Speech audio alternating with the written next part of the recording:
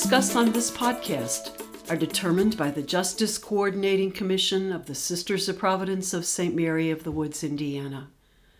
Guest opinions do not necessarily reflect those of the Sisters of Providence. To learn more, go to www.spsmw.org.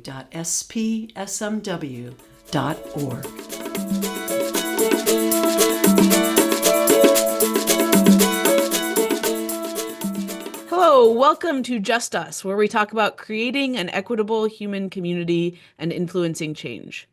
Through shared stories, conversation, and inspiration, you will learn how you can make a difference in your community. I'm your host, Sister Emily Tukolsky. And I'm so happy today to be here to introduce you to two of my colleagues at Network Lobby for Catholic Social Justice. Joining us, we have Laura Peralta Schulte, our Senior Director of Public Policy and Government Relations, and Catherine Gillette, our Senior Grassroots Organizer. Laura is in charge of our work directly with members of Congress, and Catherine coordinates teams with many advocates across the country who take action to promote good policy and enhance the influence of our network government relations team in DC. Laura, Catherine, welcome. To be with you today, Emily. It's so good to be with you all. I want to start today by noting that we are recording this episode at the end of January. We're less than 2 weeks into the new Trump presidency, and we've seen a lot of things happening, and things are still shifting and changing. So by the time this episode reaches your ears, some things may have happened that we were not able to talk about today. So thank you for your patience with that. And let's get right into the conversation. Laura, can you start us off by giving us a rundown of what we're seeing from the Trump administration and from Congress so far this year? Sure. So, Emily, that timing is perfect for a conversation. I think we all knew coming into the Trump administration that the echoes of the past would reemerge. And I would say that as the administration has taken shape and the nomination process are moving forward, I think the central difference I'm seeing that is different than when they came in 17 is both their structure. They are super organized in terms of policies and how they are rolling things out. And frankly, given the trifecta, they are not trying to stay within bounds that I would say they did in the first go around, where they're at least pretending to keep some norms. So what did we see at the very beginning? We saw kind of what we would call their shock and awe strategy, which even as we are living into currently day 8, is a daily barrage of executive orders and executive actions that really go to the heart of government. I think, Emily, you recall last week from a network standpoint that one of the key issues that came out of the campaign in terms of immigration really was their primary target coming out of the administration with executive order after executive order, stripping away protections for our immigrant communities and shutting down the border. Not unexpected, but particularly as they move forward with rolling back just basic protections in terms of making sure that ICE is not going into schools, into hospitals, into churches.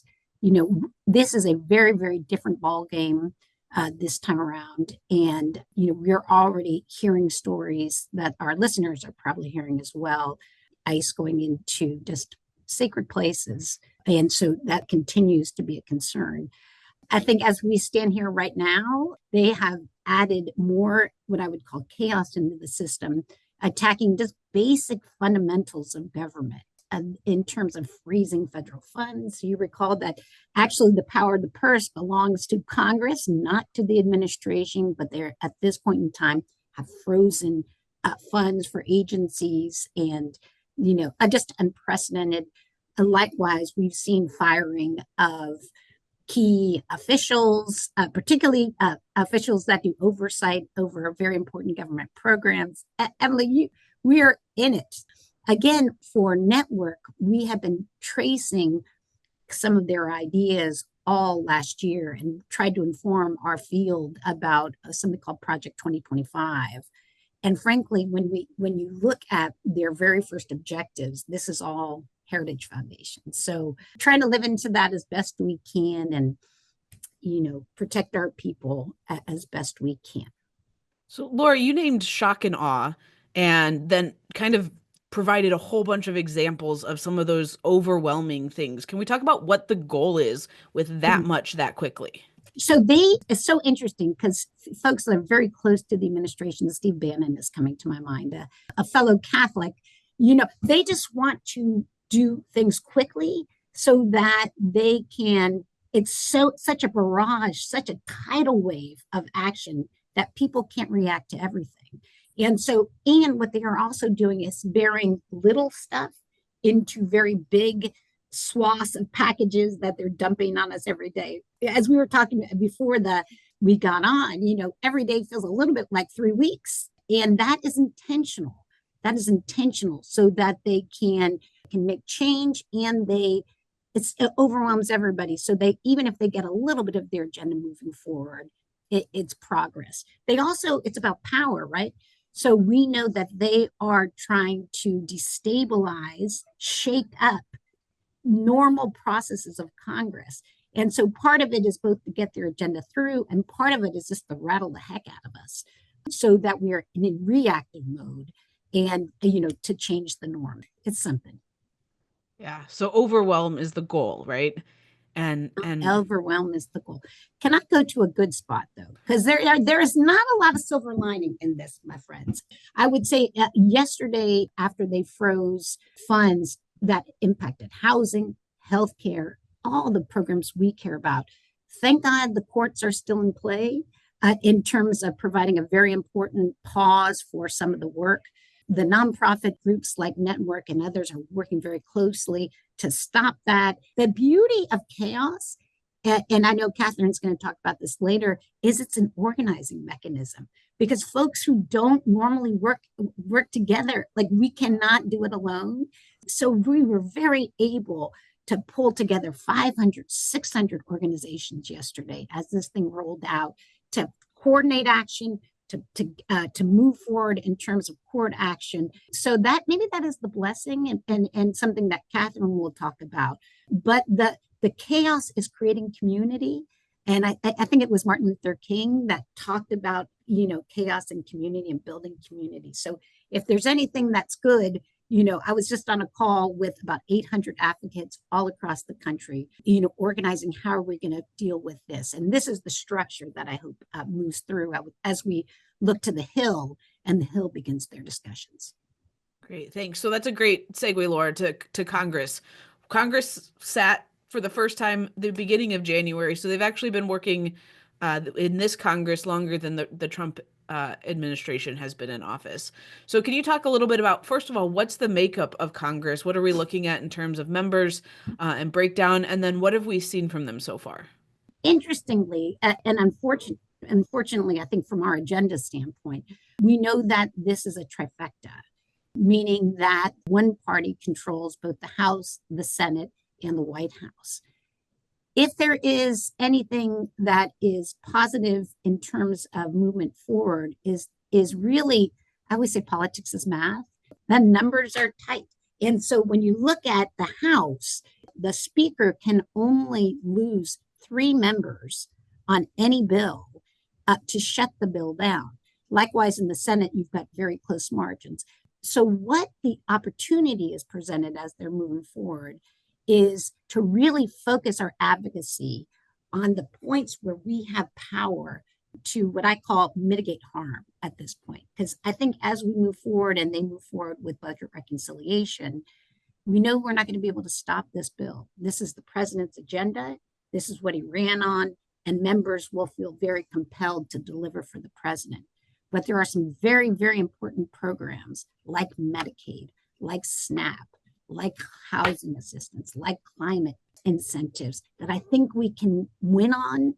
And then frankly, the conversation post-bill needs to be around the bill itself, because we know their intent is to give between $4 to $10 trillion of tax cuts to the wealthiest Americans, period. So we're going to be giving more money to Elon Musk. We're going to be giving more money to Jeff Bezos, and they want to pay for it by attacking programs that our people care. Emily, as a sister, you know this, but I know your folks listening will as well. That is about as unholy a bill as possible. We do not have, as Catholics, a preferential option for the wealthy. We have a preferential option for the poor. And so this is really going to challenge us both to try to save as much of the infrastructure that families depend on every day to thrive. And then really the question of accountability, because we know this is coming, and that's where we're at right now. Yeah. So what is coming? You talked about the margins, the breakdown of Congress, that there's actually some opportunities to mitigate harm. But then you referenced this budget reconciliation piece. So I want to talk about that a little bit, break it down a little bit. So first of all, the phrase budget reconciliation refers to a process. Can you give us a quick and dirty overview of what is that process and why does it matter? I have been in Washington, D.C. way too long, my friend, because I speak in jargon, and thank you from Indiana, making sure that I do my job well. I think folks listening to this podcast understand, maybe not by the name, but by the process. What it is simply a one party bill. It only happens when one party controls all three branches, the House, the Senate, and the White House. And it is a process that is different from a procedural standpoint. It can only relate to the budget, but many things can relate to the budget, my friends, even in terms of policy. So it is a partisan only process to deliver, frankly, in this point, Trump administration's wish list in terms of different areas of law. The Democrats, for those who remember Build Back Better and the Inflation Reduction Act, those bills were part of budget reconciliation process. That was when the Democrats were controlling all three branches of government. So now we have a trifecta again. It's a partisan bill, and it's a partisan bill that allows them to move through the process, particularly in the Senate. Because remember, under normal procedure, you have to have a 60-vote threshold to overcome something called the filibuster, which is just a block to action on most bills. So this gets rid of that block. It's a simple majority that can pass the bill. And so that is just the procedure that used to move that forward.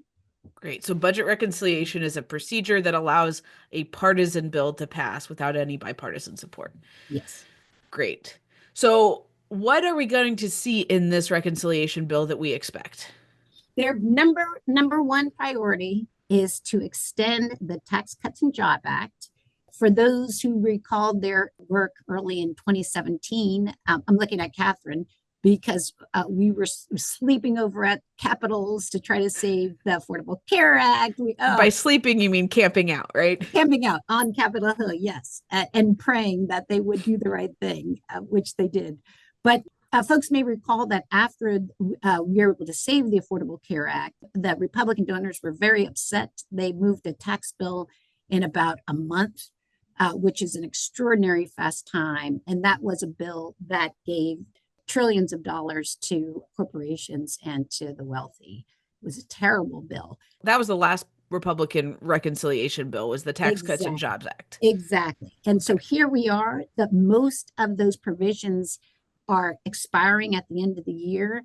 So you have downtown, you have all the business folks going, henny penny, the sky is falling. We need our tax credits. The Republicans are ready to deliver those tax credits because what we're really talking about is trickle down policy. And that is their primary ask. Now, what else are they going to put in that little pot? That primary ask is tax cuts for the ultra wealthy and corporations. They are still, even though it's a party that looks differently than Ronald Reagan's party in the 80s, they are still very wed to the concept of trickle down economics. And Emily, you recall what Pope Francis has said about trickle down economics being a great lie and never proven, no evidence of it actually working. But nonetheless, that is their primary frame for this bill. What else is going to be in that bill? Can we talk numbers? Like the top 1% get what percent of the tax handouts that they're talking about? 0.03%. It's extraordinary tax savings for billionaires. Recall that in terms of billionaires, people that work for these large corporations, often they do not pay themselves in cash because cash is taxable. You pay tax on your cash. So they pay themselves in stock. which is never taxed until it is realized, meaning that it is sent out and cashed in for money. Now, friends, they have so much money that what they do is basically take out debt against their stock value. And so it is never, they live in such a different world than you and I do, who have to use cash and credit cards to go pay our mortgage or to pay our food. It is an unimaginable difference. And in what is happening, it's two things that I see. You see people like Jeff Bezos and others that have so much money, they're actually like sending rocket ships to the moon, while not paying adequate tax. And I would just say, when you look at the election, the most dangerous thing I think for our democracy is not just that they are not paying into communal supports that we need to be healthy as a country, but that they are using that same money to infiltrate our political system by putting dark money and controlling the outcomes of Congress. If you looked at the money that these billionaires paid, and including, nice donations to the incoming president for his inauguration so they could sit behind him when he was introducing himself, his second term on Capitol Hill. I mean, they were sitting between the president and his cabinet. Think about it. That is the first time we have ever seen the most wealthy people in America sitting between a president and his cabinet. That is because they're donating to him. And so this is grift like we have not seen before. And I just want to raise that because it's a whole different podcast. But the amount of money that these folks in corporations are saving, from what is going to be this bill, my God, it could feed America. So you and I could probably sit here and have, like you said, in a whole other podcast, a whole other conversation, but you've made a pretty solid case for why we need to be taxing the wealthiest among us, who often pay next to nothing or sometimes even nothing in taxes. Let's go back to the bill, though. What are we talking about in order to get tax cuts for those kinds of people? What are we talking about cutting? Well, can I add one more little cost factor, which is not a little cost factor, because they have decided that not only from the spend side do they want a tax bill, but they also want the funding, because this is going to connect into what the EOs are on, the executive orders are in the immigration space. They also are going to spend money on building a mass deportation process in this country. What does that mean? If you are doing rounds up in communities, you actually need to have places where people are harbored, are put between as part of the process. So we know there are about over 100 detention centers in the United States. Many of these are private prisons. Please note, companies are going to get very rich off this as well. So they will need to spend up to get money to actuate, to fund all of the executive orders. This is also in the bill. So you've got two big centers of spending. So then you pivot over to how are you going to pay for it? Because it's the same folks that are talking about henny penny, the sky is falling on the deficit. So what are we looking at? You got to look where the money is. The money is really fundamentally in programs that are mandatory, meaning that as a function of government, let me give Social Security, for example. You pay into Social Security your entire life. It is a mandatory program, meaning that when you hit a certain age, you will get a certain amount of money over time as the contract between you and your government. So there are just a handful of mandatory programs in the United States. And that is, they've already said they're not going to go after Social Security. I don't believe them. I do believe what they're going to do is nick it and tuck it in a different bill, but that's for a different conversation. They have said they're not going after Medicare. So that is the second big bucket. That only leaves two big buckets for them to go after. That is Medicaid, that serves millions and millions of people in this country, and the supplemental nutrition programs, SNAP, which are primary programs to keep people out of poverty. So we know where they're going. They need a little bit more money than that. So what else are they going to do? We know that they're going to go ahead and try to take back the credits to transition our economy into a clean economy. These are the drill baby drill people, don't believe climate change is real.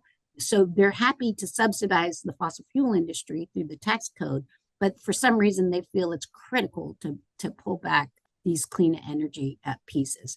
Nothing is safe. Nothing is safe in this budget. And so what Catherine's going to talk to you about is the good news. And I go back to the math theory, like if we are organized, if we are strategic, my friends, we're not going to kill this bill, but we can pull out some of the primary programs, put so much pressure on these members that it is extremely difficult to include this in this package. We can mitigate some of the damage.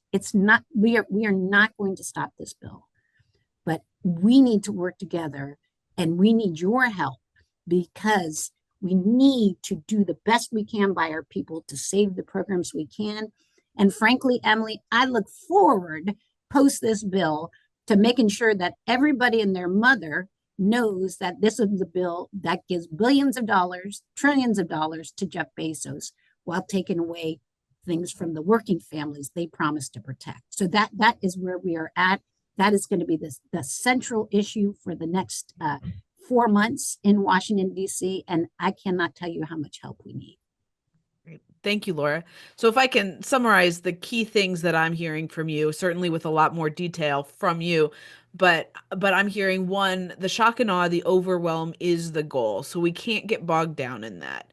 And that there is more coming, and we're not going to be able to prevent all of it, but we are going to be able to solve pieces of it. And so if we don't get caught in the overwhelm of all the things that we've seen so far and will continue to see for the next few weeks, if we don't get tuned out by all of that, we have a chance to make a real difference and make a real impact.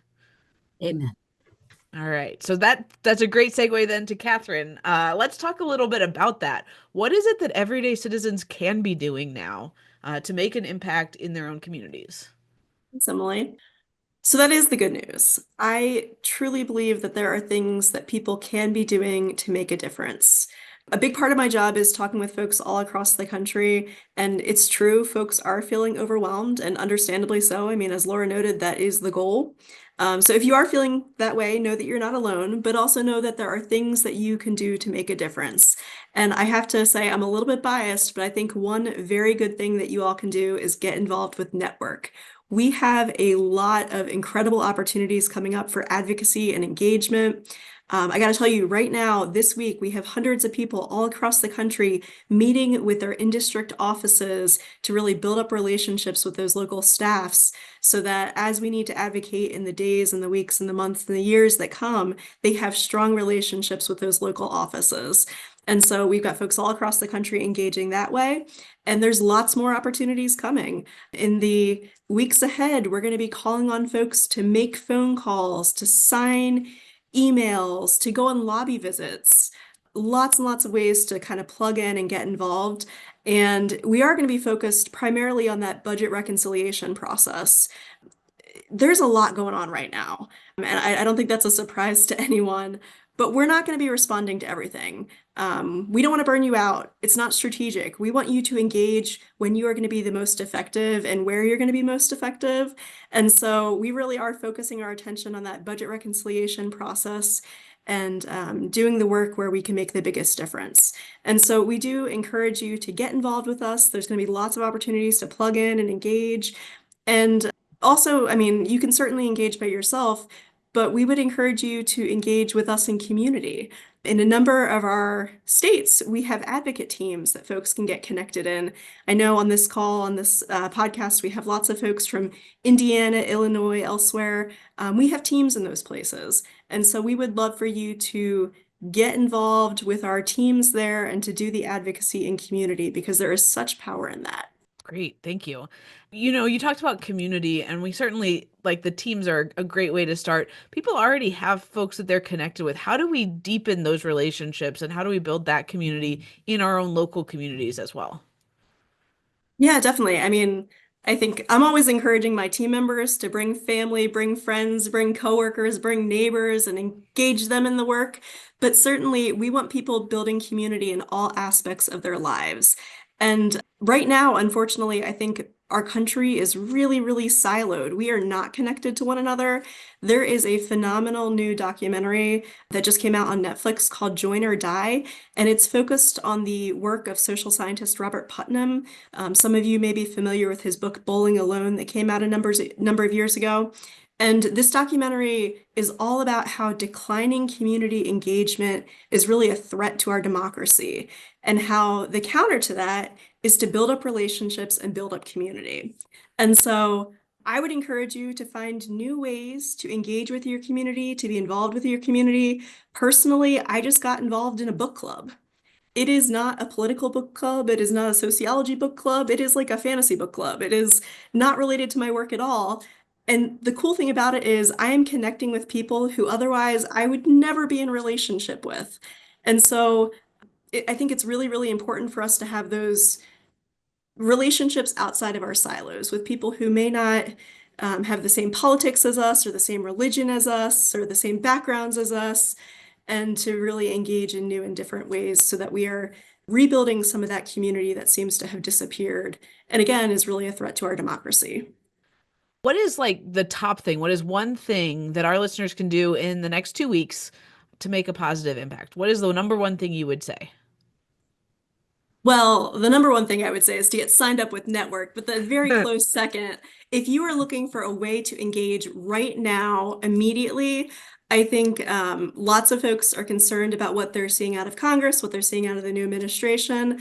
I would encourage you to write a letter to the editor at your local newspaper. We have all kinds of resources on our websites to guide you in how to write a letter to the editor, some best practices, some pro tips.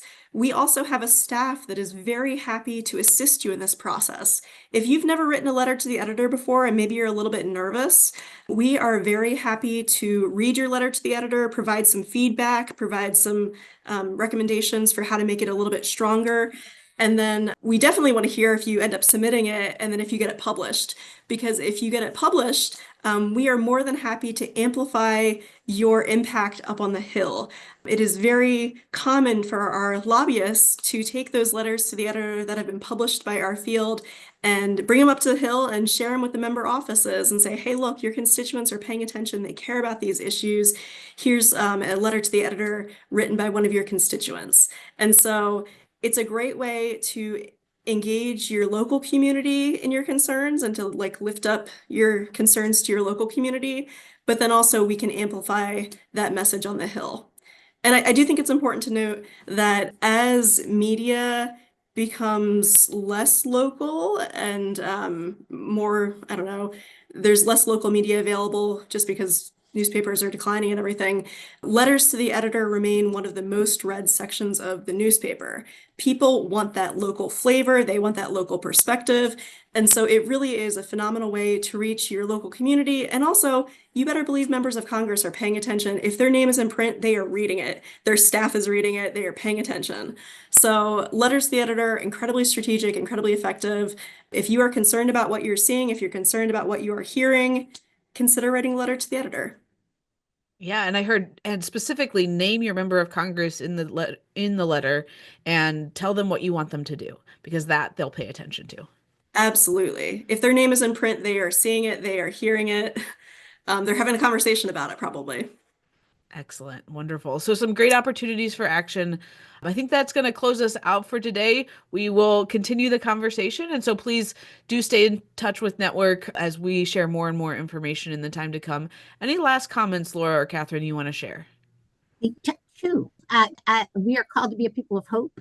We are called to be a people of hope. We are an Easter people. So I just want folks to know that your engagement is critical. It's funny, I'm with the folks on from Network that do the grassroots mobilizing. And I always say, we do not win in Washington. We will not win this in Washington. You win it back home.